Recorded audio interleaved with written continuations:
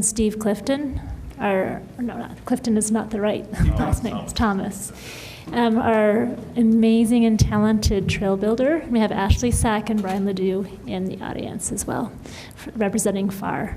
And we're going to be talking about some trail building and some other parks-related things. And I actually had the opportunity to meet with Rex yesterday at the Parks Department and get a little bit of a pre-introduction to all the things that he does and his huge responsibilities with the staff that he has. And we really felt that it would probably be really useful if City Council maybe set up a date and he would like to take us in a van and just show us firsthand get down to the boots to the ground and the things that they do at their department. And it just really helps to have a better understanding of the realities of what goes on day to day. Right.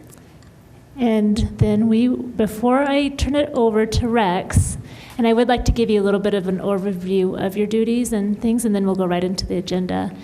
But we need to call roll first. Councilmember Cochran. Here. Councilmember Gonzalez. Here. Councilmember Hamrick. Here. Councilmember Jaquez. Here. Councilmember Meisner. Here. Councilmember Turner. Here. Mayor Pro Tem Smith. Here. Mayor Troutman. Here. All right, we'll turn it over to you now, Rex. Good evening, Council. Thank you for having us here. Basically, what I wanted to discuss tonight is you all have the agenda.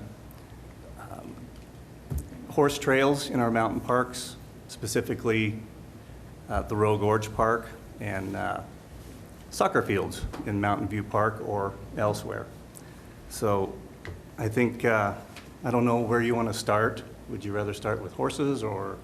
Well, I think the soccer field will be pretty easy to get through quickly.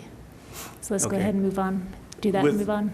With Mountain View Park, there's actually a 21-foot difference in elevation from the north end of the park to the south end.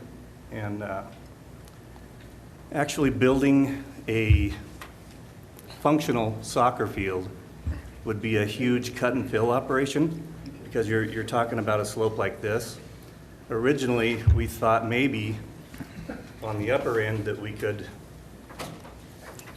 actually kind of cut one side of the soccer field and make it more like this. But with that slope, if we did that, and we could do that with a lot less money than what we're talking about doing now, but we would create some drainage problems and some issues there with the water wanting to run from north to south. So the only way really to avoid that is to actually, go through and cut the entire thing. Regulation size 100 by 50, 100 yards by 50 yards. And what that would entail is we'd be removing all the sod, all the irrigation system that is currently there that waters the park. Several 5 or 6 trees would have to be removed in order to create enough room to build that soccer field. So we're actually destroying a lot of ground, a lot of infrastructure that's in the ground that will have to be replaced when we build the new soccer field. And I'm absolutely not opposed to doing that, but I do think we need to look at other options, explore what is available and what could become available. I know, there's talk about the Abbey and a potential recreation center there. There's Linder's Field there that would be perfect for a soccer field. It's already there. It's already irrigated. It's plug and play. But like I say, at Mountain View, it was never intended, it was never designed to play soccer or any other sport. It was basically just a big open space with the skate park now. But I'm just hoping that we can find, with the money that it would take to actually construct a field in Mountain View Park, we could really come close to building 2 soccer fields on level ground somewhere else. So, it's, of course, it's council decision on whether we want to pursue this avenue or explore other avenues in the future. The city really has never organized soccer, that we leave that up to the rec district to do that. We've never provided amenities for soccer teams or football teams or anything else. We do have a small baseball field over at Centennial Park that different teams use for practice, and that's about it. So, we just need to, I think, in my opinion, explore some different possibilities. There was the possibility of the Black Hills property coming into play. Whether that will ever come to fruition, we don't know. I just think we should be looking elsewhere to build that. Okay, instead of- so to provide some background information, Rex and I and Tony O'Rourke and Lydia Beals from the Blitz traveling soccer team where they practice at Mountain View, they basically have one full soccer field that they have to utilize. They need 3, and we were hoping with getting that grant money from the Colorado Soccer Association that we could afford to fix the north field so they could at least have 2. And we did get a grant for, it was about $17,500, but by the time the engineering that Rex got in and came in, the cost to fix the field was over $177,000 with an 8-foot elevation. And so I did reach out to the Blitz board, and they agreed that that wouldn't be wise taxpayer use of money to do that. However, they do still desperately need more soccer fields in town, and hope that as we'll still be anxiously and aggressively looking for opportunities that we can use that money maybe a little bit more judiciously for them. Yeah, and I believe, and Ashley, you'll know this question, but I think Blitz has been playing at Mountain View since the It's 80s? been over 25 years. Yeah, so they've used those facilities, I'll call them facilities, but they actually just made their own facilities out there. They found the most level piece of ground they could find, and that's where they put their soccer field. And they've used it, like I say, since I think 1988 is when it was established. But it is growing, and there is a need. And they also, I think Kyle Horn at the Parks and Rec District is open to conversations with them as well. Absolutely. I talked to Kyle yesterday, and they're thinking about making some changes in their fields out of Pathfinder, actually reducing the size of the field and the size of the goal. So I think it would be worthwhile to sit down maybe with the rec district and discuss what they have envisioned in the future. I know they're not going to do anything this year, but they do have a budget for 2020. Right, but they do bring in visitors every weekend from all over the state of Colorado, and it would be probably more ideal to bring them in a little bit more into the heart of Canyon City where they can see our best. Right. Anyhow, so are there any other, Jim, you have a question? I thought we had a conversation about when we diverted some funds from Mountain View to Centennial, that essentially in that decision we were saying further development of Mountain View didn't necessarily make sense. I'm curious as to why we're revisiting. No, the decision was we weren't going to build the soccer field at Centennial because we're going to leave the road Right. in, and then we were going to use that money to fix it at Mountain View. Didn't we divert some of that money back to Centennial? Actually, what happened is some of it went back to Centennial, and the rest of it went to fix the rest of the train trestles There you go. at Point Alta Vista. $138,000 worth. Yeah. So that's what ended up happening with it, which we'll probably talk a little bit about that today too, but we're really proud of that project as well. Yeah, Centennial, if you wanted just a real quick update, of course, this Well, is our... let's make sure we get a consensus from council if we're okay with. What I would like when we get a presentation, and you talked about it would cost this and cost that, whenever you come back to us with stuff like that, I would like to hear from you a cost estimate. Just don't tell me it'll cost a lot of money. Give us, and the reason for that is because if you come and tell us that it would cost, I'll just use an enormous figure, $1 million to do what, out there at that place, and we could look it over there. It gives us, it gives me an idea of the kind of money that we're looking at if we want to do certain things.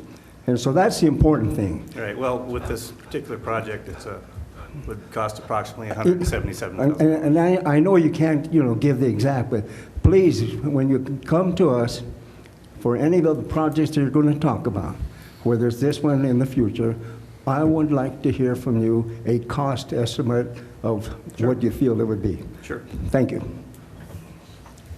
Amanda? I too kind of second moving the location of, I know they need fields and they need them badly, but Mountain View Park is not the most ideal place to be bringing in out-of-towners. I'd love to see them at the Abbey or Pathfinder, somewhere where they can spend tax dollars in our city because they're driving past what we have to offer instead of into a back neighborhood that, you know, nobody really goes to. And I don't know that there's a financially feasible solution to that immediately, because like we said, we've spent funds other places. But I would love to see like maybe the Abbey Fields or Lindner's Field be used for that purpose. That would be ideal. It's perfect location. Dolly? So I would also like to echo what Amanda just said. But I also think that Mountain View Park has some uniqueness to it. We don't have another park in town that has so much landscape, a variety of landscape. And I think it's kind of my speaker sounds funny. It just brings a unique aspect to one of our parks that another park doesn't always have. But with that being said, have we looked at, Veterans Park has a big area, grassy area. Lots of trees. Too many trees. And you're not going to That's- get him to cut down any trees. Yeah, Rex says he's already lost 600 trees. Okay, for the record, I don't want to cut down trees. I just want to put that out there. They could Soccer play balls kinda will end like up in Highway 50. Maybe pinball soccer. Yeah. Yeah. What do they call that in the snooker? Snooker. There you go. Okay, Caitlin? You know, I know we've been kind of talking about this for a while, and my understanding is the soccer clubs would like to see a place where we can host a tournament, and that would be probably more than 2 fields. So I'd like to see us focusing on trying to find an area, and if that's in cooperation with the rec district, so that we could host soccer tournaments here in town. And that, of course, would bring a lot of people here over the weekend who would be staying in our hotel rooms, eating at our restaurants, shopping our downtown, hopefully. So I think that should be our goal. In speaking briefly with Kyle yesterday, soccer tournaments are really, really difficult to organize. And, you know, there's a kind of a monopoly in Denver. The Denver teams, according to Kyle, are not coming down here to play soccer. The Pueblo teams are not coming down here to play soccer. Apparently, they've had trouble hosting tournaments simply because they couldn't find enough volunteers to help run the tournament. Running a tournament is a huge undertaking. It takes a lot of people, a lot of skilled people, and a lot of time to do that. So I do think that speaking with the rec district is a good idea going forward, and getting some of Kyle's opinions, and maybe there's a way that we can eventually get there. There's always a way, Rex. That's right.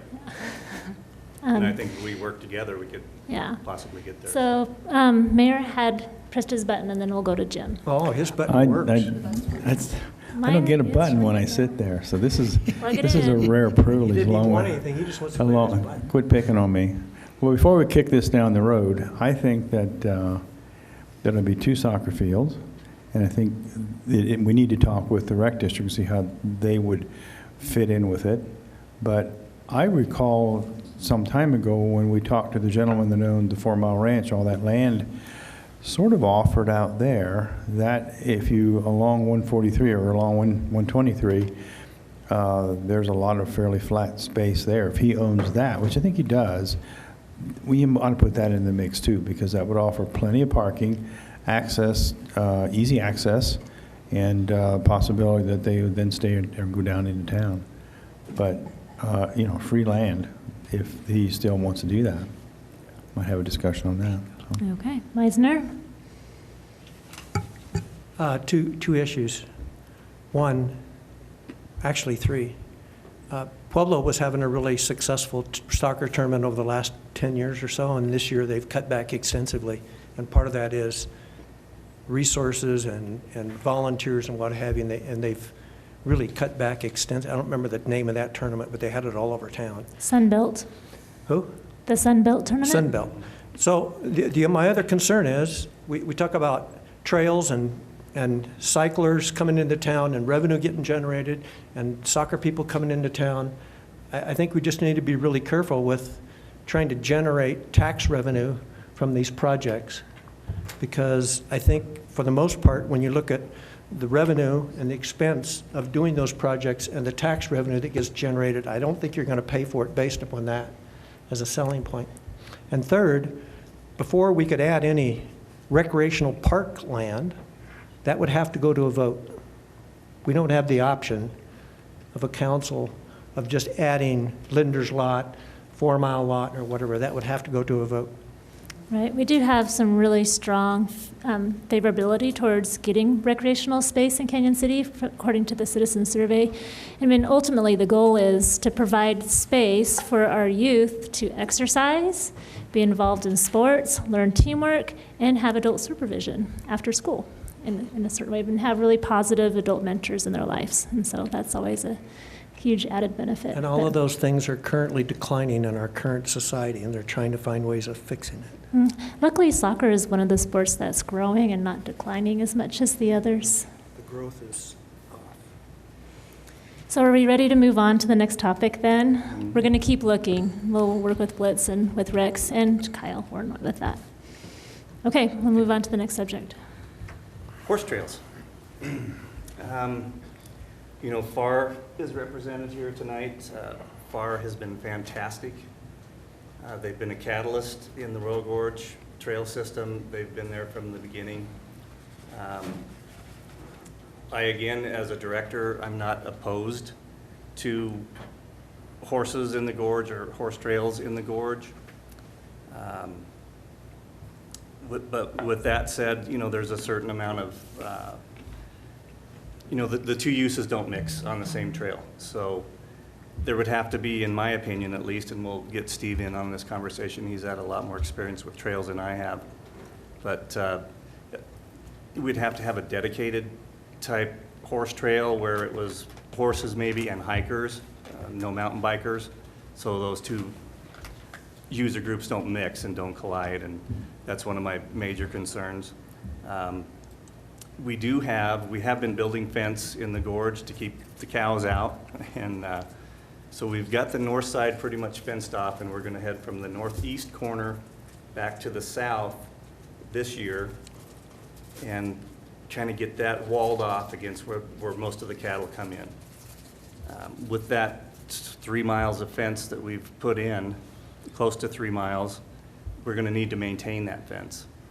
So in talking with Steve, we thought if a horse trail goes in the gorge, if that's the council's wish, then maybe we could combine a maintenance type road for a UTV, just wide enough for a UTV, a maintenance vehicle, and combine that with the horse trail. It would run basically from County Road F30, where it crosses into the Royal Gorge Park itself. There's an area there for probably you could park 2 to 3 horse trailers, pickups and horse trailers there. That could be a starting point, and work up the fence line from west to east into some really spectacular country that's back there, and going back around and hooking into the Tower Road, and they could ride clear up to the towers on that and be kind of outside, not that we're trying to keep them outside of everything, but be outside of the main trail loops. So there's a possibility of doing that. You know, other possibilities, Red Canyon Park is, I don't know if you guys, and I hope we get a chance to all get together and go out there and look at Red Canyon Park. It's spectacular. That could be a huge draw for equestrians.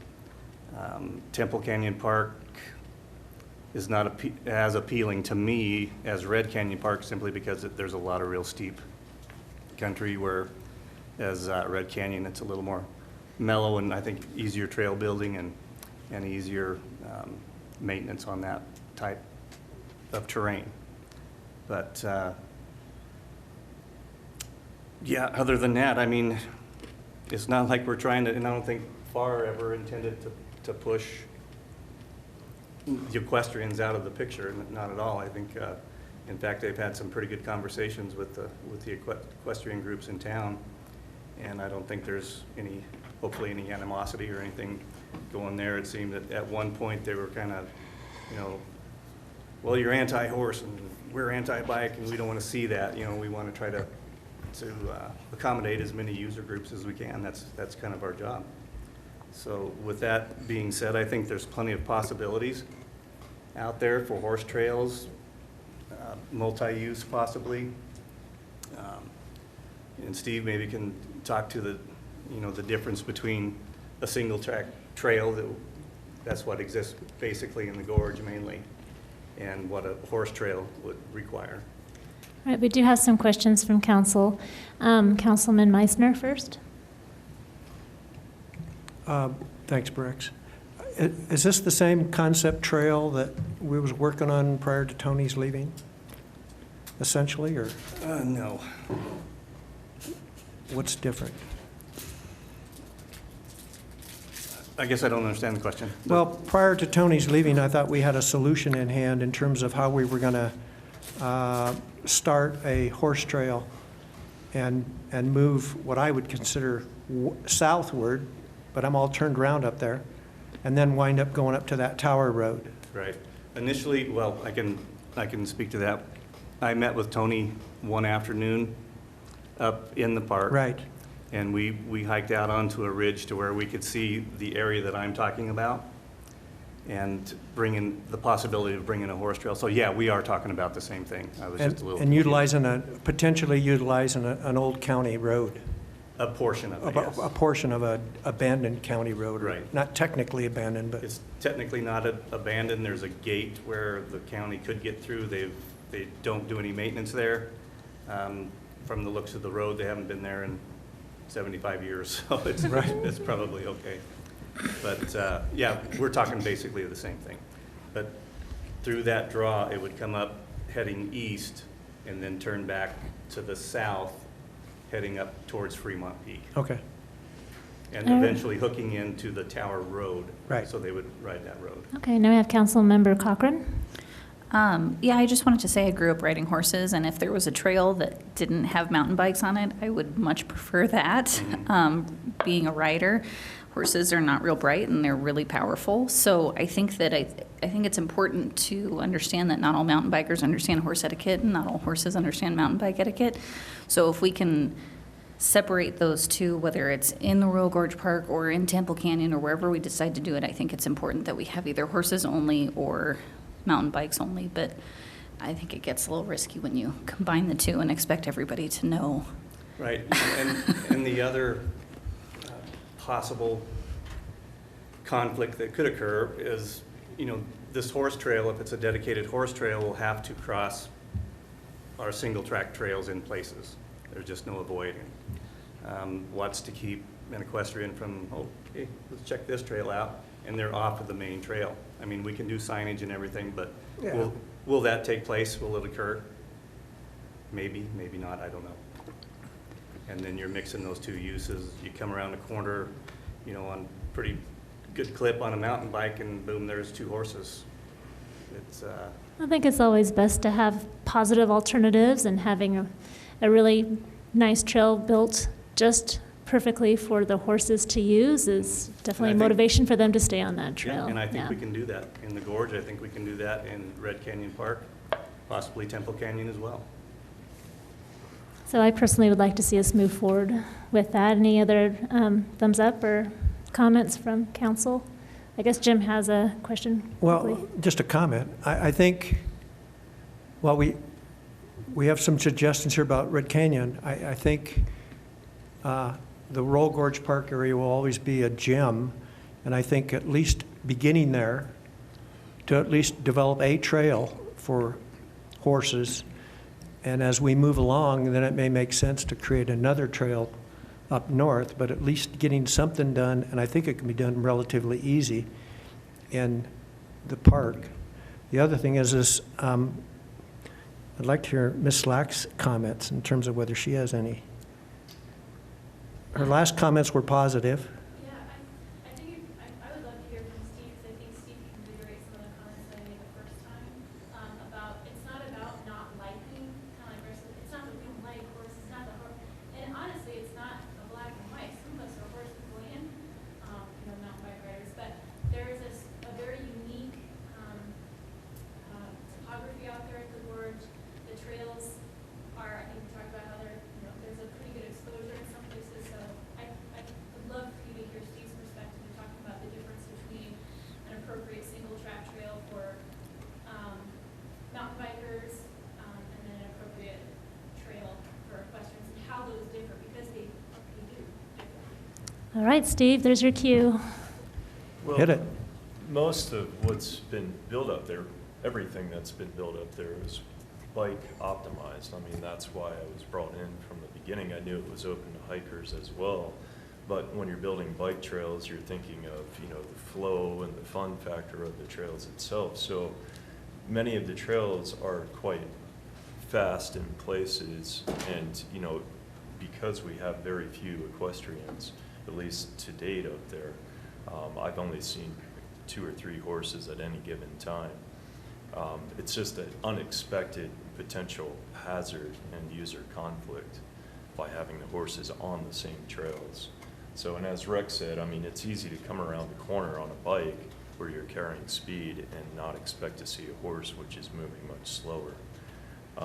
And many of the trails also have steep pitches here and there, which a horse just tends to displace soil if they're going up steep pitches, and going down, their horses also brake, they naturally brake, and therefore they're displacing there as well. So if it's a horse trail itself, then we would try to keep it at a very mellow grade throughout the entire trail itself. And I mean, that's important no matter where you're building horse trails. So, and it's for that reason. The trails, especially with the soil we have here, just won't hold up to horse traffic, especially if it increases. So, and we would, I mean, as far as maintenance, it's minimal because I'm building, I'm building trails that are with the thought of drainage in mind. And so if we're out there with the limited help I have, having to do constant maintenance because of a few horses on the overall system, it's going to be a great deal of work. I would need far more help than I have now. Yeah, So- I think we all have decided that we don't want horses on the mountain biking trails. Right. But we are interested in one designated trail for the horses. Yes, and Yeah. I have not explored the entire boundary, the northern boundary yet, but as far as I can tell, what I have explored, it's feasible. So I would like to think we could pull that off. Councilman Meisner? I think the other thing that goes with me is that we've talked about an alternative that seemed to make some sense, but at the same point in time, if that alternative doesn't make sense, I still support taking a trail up there that gets designated as a horse trail to accomplish that shared space. So whether we create a short link between some trails or we take an existing trail, but I think there's enough horse rider support here that we need a trail up there, however we do it. Any other comments from council members? Are you in favor for pursuing finding one trail at the park? Yeah? Yeah. Okay. All right, so those were the 2 things on the agenda, but I would, if you're okay, like to get more of a report from Steve about the trail building you've been doing and looking to the future, and invite Ashley and Brian to maybe highlight Point Alta Vista and your Labor Day activities that are coming up. Well, I have been out of town, so I've only been back for 2 weeks now. And I'm trying to finish up a trail that's above the campground. It's in a void we had. And basically, it gets trail users off of the road, the Jeep road. And that was kind of a priority, not only for the Royal 50, but just in general. Jeep traffic through the summer months, of course, is quite busy. So I think it's best if we can keep users off of the road. So I'm almost finished with that, and then I will basically continue piecing together to Ty's property. We'll have to work on a couple of strategic spots just so we can be ready for the event, the Royal 50. So that will be the priority in the beginning. And then after that, I'll go back to where I left off, whenever that was, I've lost track now, May, and continue on. So that would be the single track trail all the way to Alta Vista. So. Mhm. And then after you connect to Alta Vista, is your next priority connecting Tunnel Drive to Fremont Peak? More than likely, yes. Yeah. Yes. And we have a question from the mayor. No, I would like opportunity at the end, when we're done with all this, to make a comment. Okay, sure. Do you have any other comments to fill us in on how the trails are going? Well, things look City? great from what I've seen. Unfortunately, I haven't had a chance to get out and actually hike and bike. But from what I've heard, just with the consistent rain we've had, trails are in great shape. If anything, it's just brush growing in. So we'll have to take care of that. But I think the prison crew could potentially help with that. Yeah, we've, and I might could, if it pleases the council, I could kind of give you an update on what's happening with our inmate labor crews. So far, it hasn't been what it was cracked up to be.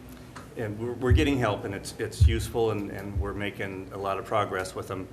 But there's three of them that we can't pick up until 20 after 10 in the morning. Then they have to be back to the facility by 3 o'clock. So we get the 3 or 4 hours of labor out of them. In those 3 or 4 hours, they do a great job, and they've been a tremendous help for us. We have one full-timer that we pick up at 7:15 in the morning, and we take him back at 3 with the other inmates. But I know that the prison is working on getting more. You have to volunteer first for the program. Secondly, you have to qualify. There's several factors, and I'll admit I don't know what they are, but I think it's the nature of your offense and how much time that you have left to serve, and you probably know more than that. But so we're hoping that it develops into the future, and if we get 4 or 5 full-time inmates that will be working every day, it's going to be a huge, huge help. And we can be up there maintaining, the trails and maintaining our parks and public buildings, and it's going to be great if it works out like I'm hoping it does. But to this point, it's been helpful, but like I say, it just hasn't been what I had expected from the first meeting that we attended. So hopefully it grows and we get more and more. We haven't had an ounce of trouble with these guys, and they just kind of become part of the crew, and we go to work. So hopefully that continues and grows. Awesome. Thank you, Rex, for that report. I'm going to invite Ashley and Brian, if you wouldn't mind coming and doing some highlights for your upcoming events.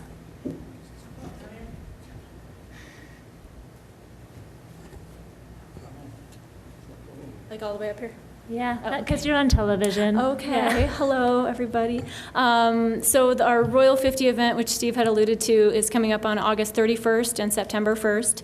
And that is now a 2-day festival where we're going to highlight, of course, some of our newer trails within the system, which include Made in the Shade and One Track Mind. We've added running events, Dolly, running events, to the whole festival weekend, 5K and half marathon events. So we hope that this will be much like some of our other events throughout the year, where everyone can come and participate. So the 5K event, for example, only has an elevation gain of about 300 feet. So that's pretty doable for even if you just want to kind of walk and stride it. So we hope that our community will come up and see what Steve's been working on, see what the Park District has been working on. Also, the trestles are close to nearing completion. So I sent an email to a few of you inviting you to come up and join us as part of the Royal 50, since we're all going to be up there anyway, and we have food trucks and we have beer and we have all sorts of fun stuff. We thought we'd just kind of also have kind of a grand opening so that our community can also see all the work that has been done. So if any of you are available, we would love to have you come up and be part of that event. And that will be on Sunday at 6:15 p.m. Ty Cipher, the owner of Buckskin Joe, now the Royal Gorge Ranch and Resort, has offered up his vans. If anyone doesn't feel up to walking the 1 whole mile out to the trestle, the large loop at Point Alta Vista, he's offered his van to give folks a lift out there, so everyone can participate. They're beautiful. Yeah, they are They're absolutely absolutely gorgeous. incredible. Rails, Ms. Cochran, they have nice high rails. I think all safety precautions have been adhered to. And I, for one, can't wait to bring my kiddos and show them this place that has been closed for so long and now has been refurbished and given new life. So I think it'll be fantastic. Ashley, is there any press releases going out to the media in general just about Point Alta Vista opening? As soon as I write them. Oh. Yes, ma'am. I just didn't know if that was something that we needed to partner with. Shall I send them to you first? Christy Gotham could help. She's Sure. our PIO, so Mhm. she might be one that could help if Absolutely. if you need that. So we'd love Sure. to get that word out. I know you have a lot on your plate. It's a full plate, but a lot of it is Yeah. like chocolate pudding because it's so much fun and delicious, so I don't mind it. But yes, there's a lot happening and we're happy to share it. Dolly? So excited. I know you. What's the date? I thought it was September 1st. August 31st and September 1st. That's Labor Day weekend, isn't it? Yes, ma'am. Well, I've I had know. a camping trip booked for know. almost a year, There's a lot going on. so I might have to make a trip into town. Where would you meet for that? At Ty's parking lot there at the old Buckskin Joe, or? Yes, so he has the Gunslingers Clubhouse, which you Okay. can park at. He has ample parking at that location, and that's the one, the 2-story building. Now there's a big sign that says "Welcome," so you can see it. So you just park up there at 6:15, and you can either walk out or he'll help drive folks out as well. That's a mile out and a mile back. What's that? Mile out, mile back, Yes, sir. roughly. Yeah, it's Yes. pretty flat. It's a really flat. Yes. You can ride your bicycle. I walked it when it was just 2 planks. You had to walk on that plank down I the think middle I of the saw trestles. video of that. That convinced me we need those fixed. Yeah. I was You can ride actually your walking behind him, and I'm looking down and going, the mayor is crazy. It's like, You said that before we went, though, didn't you? well, yeah, many times. But Still is. Any other comments from council before we wrap up? I just would want to add. I just wondered if this is the type of meeting you want. This is General Government 2. I envisioned it that we would be talking to some of the directors, similar to maybe Frank remembers, like a utility committee where they come in. So we knew maybe a little more what was going on in their area, and we'd talk to Rex, maybe we'd want to talk to Bob or to Mr. Johnson or someone like that, or they would come in together. That was what I envisioned it to be, but I would just, do we really need the second one if it is basically just another general government meeting? That's the question. Jim, go ahead. You are itching. Well, no, go ahead, I'm open. Well, I tried to communicate that at the last, maybe council meeting when we approved this, that I understood that this meeting had a specific agenda and that this meeting was not intended for general government. Because I'm like you, if we're going to do another general government, I'm not interested in doing that. And again, it was to draw more out. Not that our administrator can't keep us aboard, but I think it's good to have a face behind the discussion. So we have Rex in here. That's good. But should we be talking to Tony? And that used to be that group that would come to a utilities meeting. I felt, and I wasn't on the council at that time, but I would attend the meetings, and it felt, even for me as a citizen, like I got a pretty good grasp of what's going on. And that's what I thought we were going to do. Well, the meeting came about as a result of, as what I thought was, if you want to call it, a consensus between the directors and council in terms of, let's do this meeting to accomplish Yes, these we things. talked about that at the retreat. Trying to fix that communication barrier. Just that, and again, it's almost like a no agenda. Well, come on in and let's talk, because we could have the police chief, we could have other people. That's what I thought it would be, and That's what I would like to see if you want to do that. So Rex, with those comments, I think it might be good for you to kind of mention some of the things that we talked about yesterday, like the dying trees, the possible plans of moving your headquarters, and maybe some of the challenges at Centennial Park and the vandalism in the restrooms.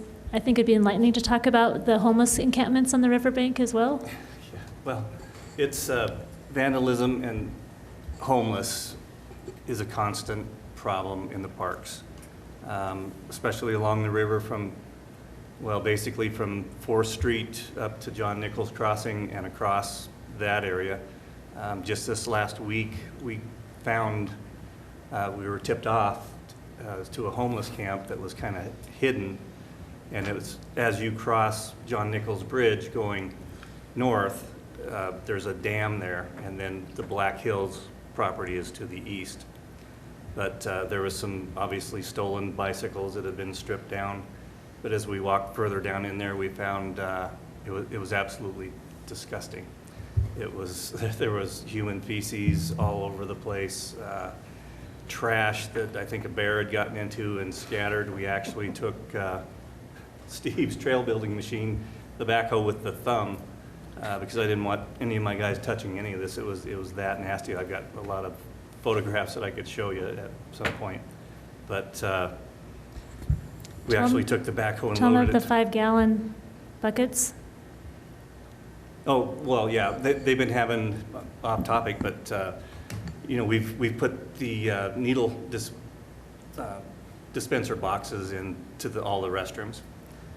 They basically don't get used unless the Parks Department employees find a needle, and we use those boxes to dispose of the needles. We've always had those needle boxes in the storerooms away from the public, so when we would find that type of paraphernalia, that we would dispose of it out of sight. But they were having trouble with the lift station over here at the train depot. And so the sewer district went in there, and when they finished cleaning out the bottom of that, they had 2 5-gallon buckets of syringes and paraphernalia and other stuff that they flush it. They go in there into the restrooms, do their thing, flush it. They don't use the needle boxes. We've yet to find a needle lying on the floor in the restrooms. We find them outside of the restrooms, behind the stage at Veterans Park, in different locations throughout the park. So that is a major concern for us, you know, both health-wise and it's really concerning to me to walk out into Veterans Park and find that type of paraphernalia that a child could find, and what is this, Mom? You know, and it scares me. And we've actually kind of developed a rapport with a lot of these homeless that are stay in the area.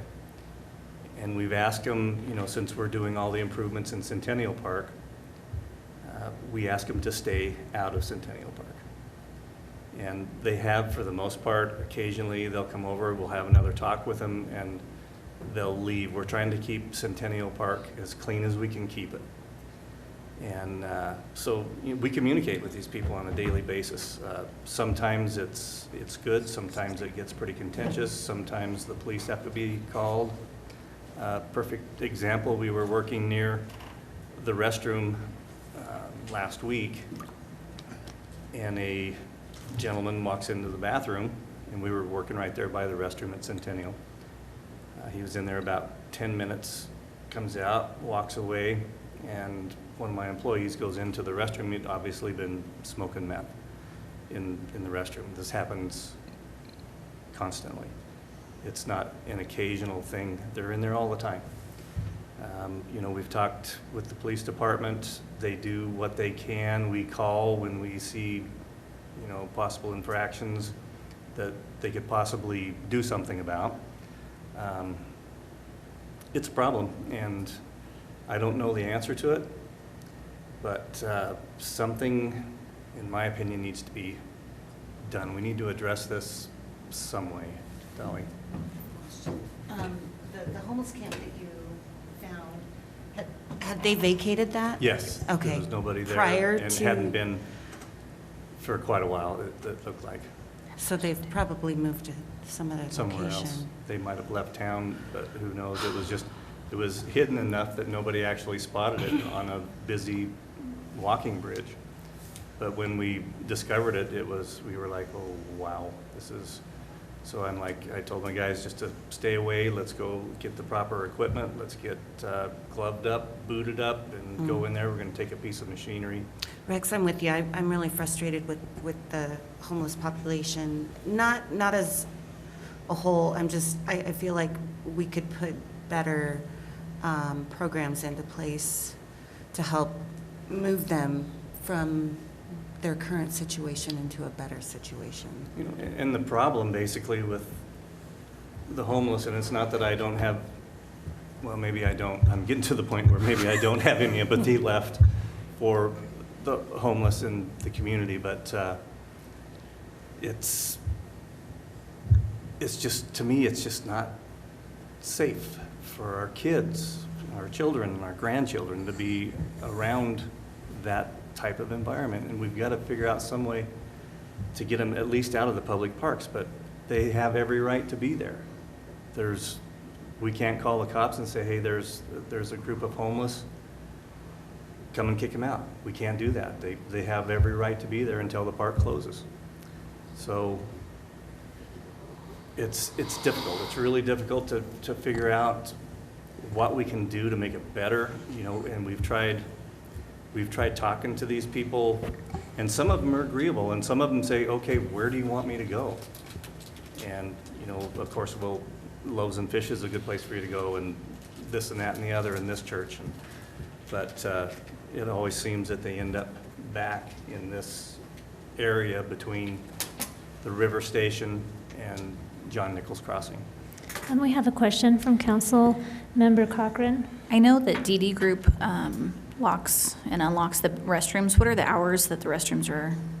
They lock them at 11 p.m., open them at 5 a.m. Could we look at maybe doing like a 7 a.m. to a 5 p.m.? Because beyond that, I don't know that our citizens are using I mean, the average citizen that's walking through the park or taking their kids is not typically there at 11 o'clock at night. And I don't know if that would help cut down on some of True. it to make it just that much more inconvenient. But the parks are open to the public until 11 p.m. from basically Doesn't mean the sunrise to bathrooms 11 have to be p.m. open, though. Well, Although right. Long You could, distance runners because are in there. you're early in the absolutely morning. right. Most of that, especially the graffiti, they know when the restrooms are going to be locked. So they hit it at 9:30, 10 o'clock, or whenever. So I get reports from the DD Group almost daily. Because, I mean, really, if it's dark out, the average citizen is not using the park. I mean, primarily it's homeless at that point, or somebody that's For the up most to no part, good you that know, doesn't I want think to be there's- seen at night. Yeah, there's activities that go on, you know, later into the evening. So if it's Family something that reunions, you guys would be picnics. open to, I would be open to maybe reconsidering the hours that the bathrooms are open and restricting it just a little bit more. Yeah. Um, And we've actually I've talked with the chief, and he's in agreement that, and starting next year, starting in January, the police department is actually going to take over doing the locking and Locking the unlocking. bathrooms, yeah. So I think that's going to be a tremendous help, because we're going to have an officer's presence there every day and every evening. So hopefully that will be something that stems a lot of this graffiti. But, you know, graffiti and vandalism is a daily occurrence at the Parks Department. Daily. There's hardly a day goes by that we don't get a report, or we got to paint this, and we got to paint this out, and, you know, they'll take a sharp object, a key. You know, we've got a brand-new restroom facility over at Centennial Park. They've tore the dividers between the urinals off I don't know how many times. Just kicked them and kicked them and kicked them until they come off. Take a blade or a knife or something and just scratch the inside of the doors. Paint. They're actually steel mirrors that are in there that they don't shatter. You know, they've beaten those to just a pulp. You can't see yourself in anymore, so. But, you know, and that's a big part of our day. It takes a lot of hours every week to go back and paint out what they've done or repair what they've broken. And, you know, I think a lot of people don't really understand that. And that's why I would love to get this council together and get out into the parks and just actually show you what happens on a daily basis and what we deal with on a daily basis. Okay, Plus- we do have some comments from some other council member, but I'm kind of feeling like if the bathrooms cannot be respected, Then they just get taken then they away. shouldn't be open. Yeah. Right. We had a lady actually on Facebook make a comment, in a family-oriented park like Centennial Park, why is there a needle box and no soap dispenser? And so when the bathrooms arrived, they all had soap dispensers, 2 in each bathroom. Within a week, they were tore off, broke, gone. We replaced them. Within the last one we replaced, it lasted 2 days and was tore off the wall, bolts and all. Yeah, I'd like to see the hours So, restricted on the you know, bathrooms. And We you have, get to the point where, okay, bring your own soap, I guess, because we can't keep it. so Councilman Meisner, As you all know, the restroom issue is not unique to Canyon City. No. As you travel around, you find that many restaurants and public entities that are next to the major highways have restricted access to their restrooms, that you need somebody to punch you into the restroom. So the restroom abuse is a nationwide problem. That doesn't mean that we don't try to find a solution, but it's massive. And again, the commercial industry is taking the standpoint that we're talking about, that if you can't take care of it, we're going to limit who uses it. I don't see how we do that, but maybe we could restrict the hours. now we have, It could help. Councilman Hamrick. Thank you. I've got 3 things to talk about. Number 1, restricting the hours. We have to be careful of unintended consequences, because if people don't have a place to go to the restroom and they need to go, they'll find a place to go. And then you're back to the human feces on the ground somewhere in the park. So there's a tension there. It's hard to hit the right area that we need to be in. That doesn't mean I'm not in favor of trying a restriction. Number 2, there is power in the restrooms. Yes. Have we, I know there's privacy issues, but have we thought about cameras of some kind? Or? We have. I've talked to the chief of police about that, and they won't allow that inside of a public restroom. Who will not allow that? The police department said we couldn't do that. I would check with an attorney versus the police department. Yeah, we have set cameras outside watching the entry door of a restroom, and we've caught people doing things that way. But actually putting a camera, we will check with an attorney, but actually That would putting be a good. camera inside of a bathroom. And there are privacy concerns, but there are non-private, essentially, areas of the bathroom, like the sinks. Yes. That might be able to be covered and at least offer some type of protection. And then on the needle containers, there were a couple of opioid conferences here in town that I attended. And one of the things that they recommended in the opioid conferences is that you have needle containers in public areas for needle disposal.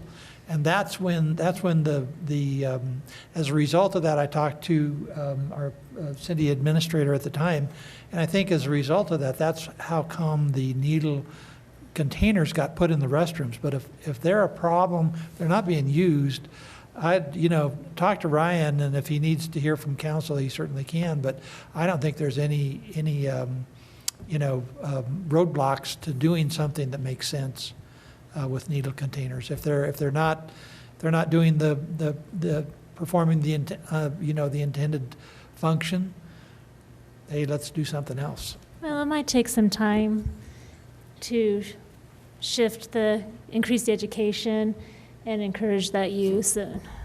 I wouldn't give up just because it didn't work one summer.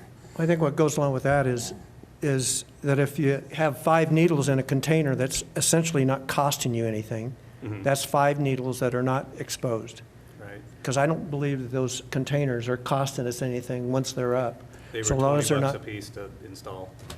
Yeah, So I'm more you concerned pick up with 5 needles. the public drug use and maybe getting the CCPD part of that Yeah, conversation. my only other thought about the needle boxes, because we have them out, where the sinks are and the hand dryers, so everybody sees them. But the user goes into a stall Yeah, maybe that. and maybe moving, but we have several stalls, so we'd have to, maybe they Try go it. in, if they went into a stall and they shot up and there's a needle box there, maybe they would put it in instead of flushing it down. You never know until you try. Instead of having to Yeah, walk out I think into that a for public $20, I think it's worth the effort. We do have a comment or question from Councilman Gonzalez. Well, a couple of things as I'm sitting here listening. Oh, I forget that doesn't turn off.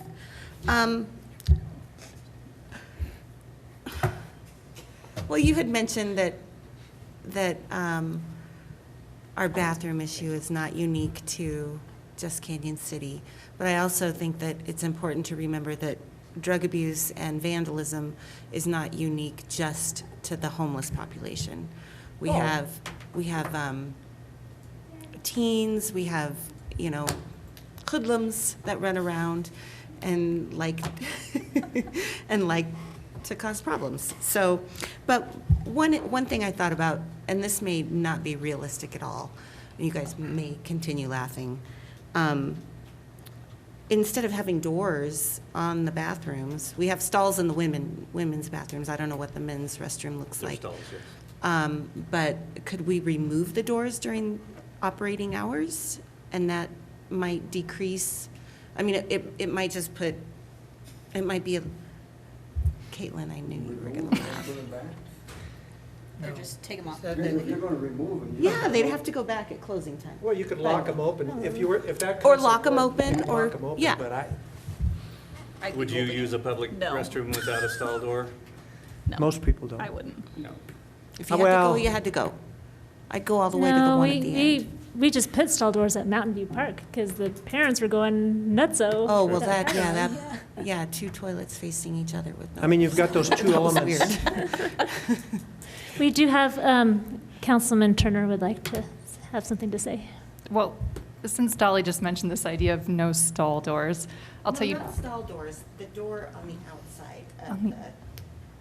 So dividers, but The no. Not dividers, no. No, I'm not talking dividers, I'm talking the door to enter into the bathroom. Right. Prop it open and lock it open.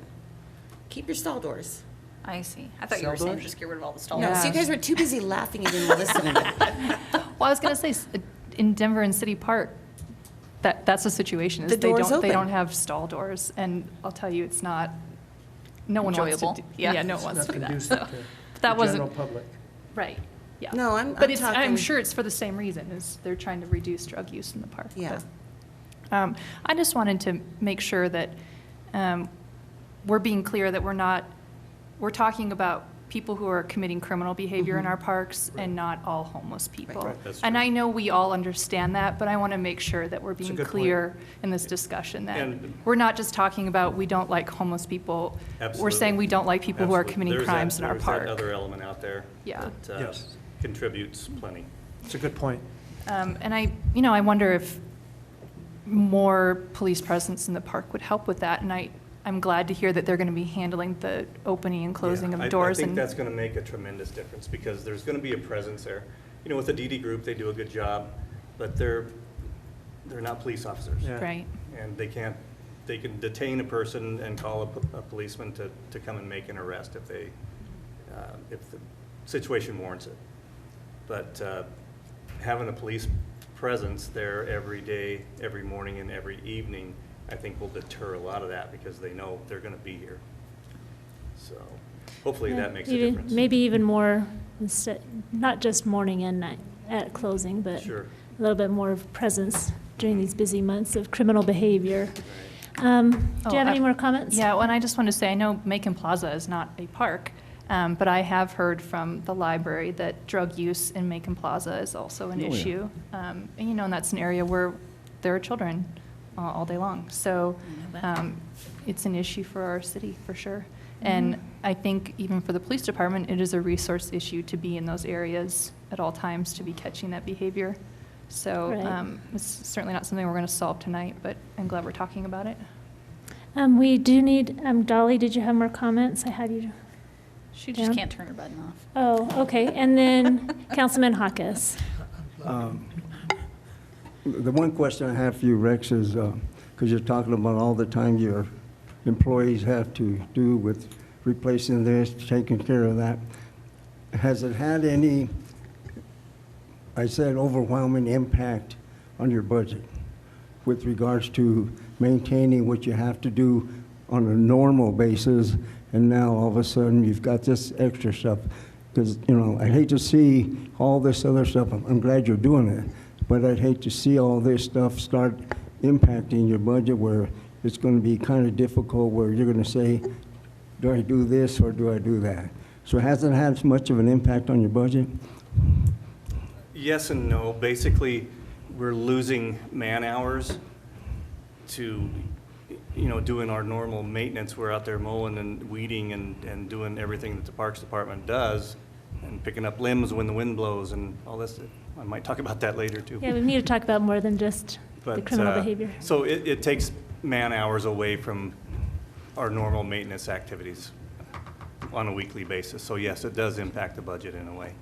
Okay. And the other thing, this is human nature. I should know what you're talking about. It will have a police presence when they come, but guess what? Human nature says a half hour after the police are gone, they'll be back. Doesn't even take a half an hour. Because that's just human nature for those folks who have no respect for other people's property. That's just the way they are. And some of the things that we talked about, removing stuff or not providing them anymore, that's why the highway department, they used to have trash receptacles on some of those little pull-offs. That's why they took them away, because everybody was going there and dumping their trash in their receptacles. So sometimes you might have to look at what we provide, maybe no longer providing it if it's not accomplishing the goal we wanted to accomplish. Well, a perfect example of that is Veterans Park. We used to have 11 55-gallon trash cans all around Veterans Park. And people came, the public came, and every morning, all 11 were filled with the public's trash. Not the trash that was generated in the park. It was, instead of going to the dump or paying to have it removed, we're doing it. So we're down to 3 cans, you know, and they're full every day. So there's a lot of things like that that happen every day, and you just struggle to try to deal with it and figure out a solution. And we've actually written, you know, we'll get in the trash and, okay, this is Mr. So-and-so's trash that he threw away, so I write him a nastygram. That's it, you know, these trash cans are meant for trash that is generated inside the park. Please don't do this again. So, you know, there's that too, so. So Councilman Meisner has a comment. 3 quick questions. With that evidence, do you have enough evidence for violation of our code about dumping trash in a public container? You need to check with the attorney on that, because if you've got that information. I think it is in the municipal code. But It is. it is. It's in code Mhm. where you can't dump that in a public container. Right. Second of all, is there any agreement with council about at least trying somewhere to having a needle container within each stall to see if that helps with the situation? Yeah, I think let's try it. We could do it in Centennial and Vets as a trial. And then third, the last 45 minutes of this meeting, which I'm not necessarily enthused about having, but we did, was more in what I envisioned of what this session was for, in terms of having direct one-on-one communication with the director and trying to get some grounds on problems. Well, you know, I've talked about this before, but in the past, we used to sit around a round table, but I know that's not possible anymore with Right. the way things are set up. And it seemed to me that we accomplished so much more in that fashion, because I could show you a map, and you could ask a question, I could have the answer for you. It just seemed to work. And we got that one-on-one, and that one one-on-one time. Well, you can still show us a map, it just needs to be digitally. Yeah, on the- I'm old school. Here's my And it'll be map. way bigger. We probably need to wrap things up. Can you give us a few more highlights, like the trees, and also I want you to highlight the success of the splash pad this summer and Yeah. other The things. splash pad has been hugely popular and hugely successful. I told Ashley the other day, the first 2 or 3 weeks that we turn it on, it's a madhouse. But we actually counted 162 kids at one time on that splash pad. So I was surprised there was any water left in the tanks because 162 drenched kids, they hold a lot of water. So, but the splash pad has been hugely successful. People are enjoying the new pavilion. It's very, very popular. We've got a lot of work to do. We've got a lot of landscaping left to do. We're going to install 3 new smaller pavilions to replace the old ones that are around. We're doing the handicap access off of 4th Street, a lot of new sidewalk work. We'll have a fishing pier, a 24-foot fishing pier that goes out into the pond so people can go out on that near the water feature. And a lot of landscaping it's going to be fantastic when we get it done. Can you tell us about the lights on the bridge? I'm also working on a bid right now to light the pedestrian bridge with LED lights that would be programmable and capable of changing colors and fading in and out and patterns and things like that. So that will be a really cool feature. Not only will it provide normal white lighting for an event, that people need light, but then we'll be able to program it to, fade in and out and dance and do other things like that. So it's pretty exciting. Can I ask a quick question? So you're talking about lights, but did we decide to keep the lights on the pedestrian bridge? This would replace those lights. Okay. Yeah. All right. Yeah, so they'd be more commercial grade and hardwired and, Okay. yeah. Of course, the lights, that was a neat little feature that the Whitewater did for that, but there's broken bulbs already, and wherever people can reach, bulbs are broke out of it. So most of this lighting will be hid within the superstructure and up high enough where people can't get to them. So we're even thinking about lighting the lower end of the bridge that would cascade light off onto the river at night, so it'd be really cool. So. Could you make them like one of those bug buzzers if you touch it? No, never mind.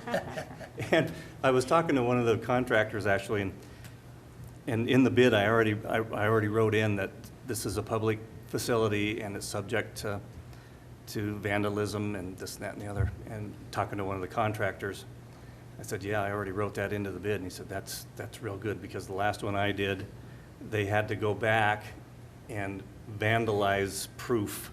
They had a beam that went across the entrance of the bridge. And when that beam was broken, then the light show started.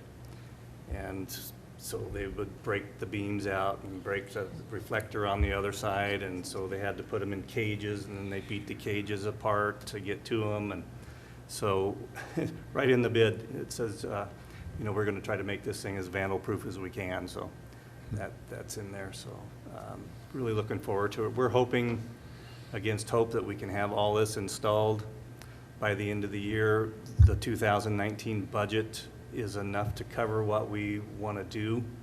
In 2020, I put a little bit of money into the park budget. I think 2020 would be a good year for us to step back, take a look at what we've accomplished in the park, where we want to go from there.